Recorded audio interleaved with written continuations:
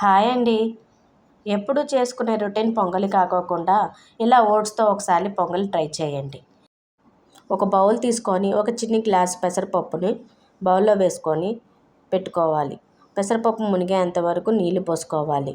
దాన్ని ఒక 10 నిమిషాల పాటు పక్కన పెట్టుకోవాలి. తర్వాత స్టవ్ వెలిగించుకొని స్టవ్ మీద గిన్నె పెట్టుకొని గిన్నెలో నీళ్లు పోసుకోవాలి. నీళ్లు పోసుకున్న తర్వాత మీ టేస్ట్కి తగ్గట్టుగా సాల్ట్ వేసుకోవాలి.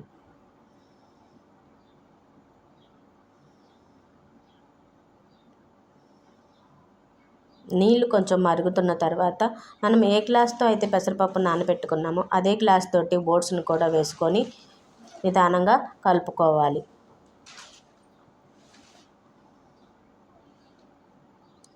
తర్వాత కొంచెం ఉడికిన తర్వాత ఓట్స్ అనేవి మనం ముందుగా నానబెట్టుకున్న పెసరపప్పుని ఆ ఓట్స్లో వేసుకోవాలి.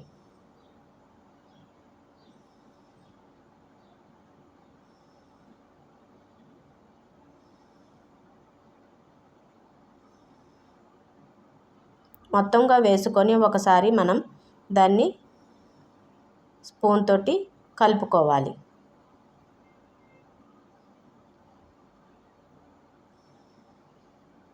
తర్వాత మూత పెట్టి ఉడకనివ్వాలి. కోసేపు ఆగిన తర్వాత బాగా మెత్తగా ఉడికిపోతుంటాయి. మన ఓట్స్ పెసరపప్పు అనేవి రెండు బాగా చూడండి ఎంత బాగా మెత్తగా ఉడికిపోయాయో. తర్వాత స్టవ్ ఆఫ్ వేసుకొని పక్కకు తీసుకొని పెట్టుకోవాలి. నెక్స్ట్ పొయ్యి మీద ప్యాన్ పెట్టుకొని స్టవ్ వెలిగించుకొని 2 స్పూన్లు నెయ్యి వేసుకోవాలి. నెయ్యి హీట్ ఎక్కాక పోపు దినుసులు వేసుకోవాలి. పోపు దినుసులతో పాటు ఎండుమిర్చి కరివేపాకు వేసుకొని బాగా ఫ్రై చేసుకోవాలి మన వీడియోలో కనపడుతున్నట్టుగా. తర్వాత దాన్ని మొత్తం తీసుకొచ్చి మనం ముందుగా ఉడకపెట్టుకున్న ఓట్స్ పెసరపప్పు మిశ్రమంలో వేసుకోవాలి. అంతే, మన healthy and tasty recipe ready. ఇది టమాటో చట్నీతో చేసుకుంటే ఎంతో బాగా ఉంటుంది.